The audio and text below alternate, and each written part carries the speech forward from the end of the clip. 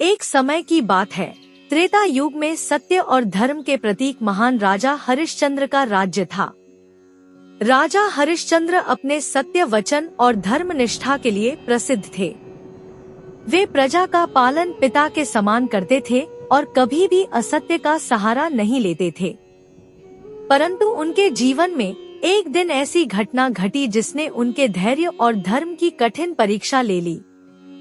ऋषि विश्वामित्र ने उनसे दान में सब कुछ मांग लिया। धर्मपालक राजा होने के कारण हरिश्चंद्र ने अपनी सारी संपत्ति, राज्य, राजमहल सब दान कर दिया। उनके पास तन ढकने के वस्त्र तक न बचे। इतना ही नहीं, दान का वचन निभाने के लिए उन्हें अपनी प्रिय पत्नी शैव्या और पुत्र रोहिताश्व को भी अलग करना पड़ा। वे दोनों दूसरों के घर में दासी और सेवक बन गए।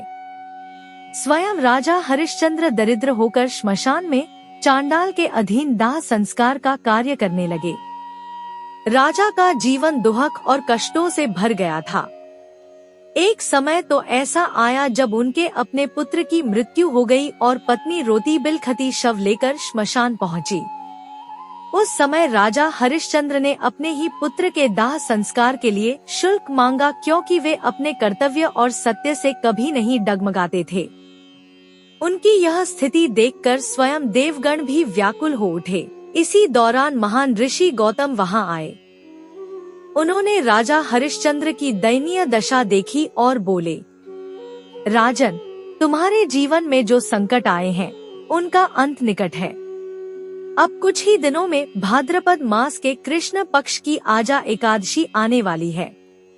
यदि तुम श्रद्धा और भक्ति के साथ इस व्रत का पालन करोगे तो तुम्हारे सभी पाप और दुख समाप्त हो जाएंगे और तुम्हें पुनः सुख समृद्धि की प्राप्ति होगी। ऋषि गौतम के वचनों को सुनकर राजा हरिश्चंद्र ने पूरे नियम और विश्वास के साथ आजा एकादशी का व्रत किया। उन्होंने पूरे दिन उपवास रखा, रात्रि में जागरण करके भगवान विष्णु की स्तुति और नामस्मरण किया। अगले दिन द्वादशी तिथि को विधिपूर्वक व्रत का पारण किया। इस व्रत की महिमा से राजा के सारे पाप और दुख नष्ट हो गए। देवताओं ने आकाशवाणी की, राजन, आजा एकादशी के पुण्य प्रभाव से तुम्हारी परीक्षा पूरी हुई।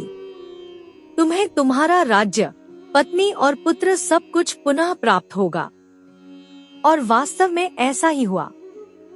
राजा हरिश्चंद्र को उनका राज्य वापस मिला।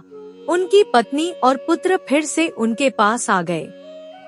प्रजा आनंदित हो उठी और चारों ओर हरिघोष होने लगा। अंत समय में इस व्रत के प्रभाव से राजा हरिश्चंद्र को स्वर्गलोक की प्राप्ति हुई।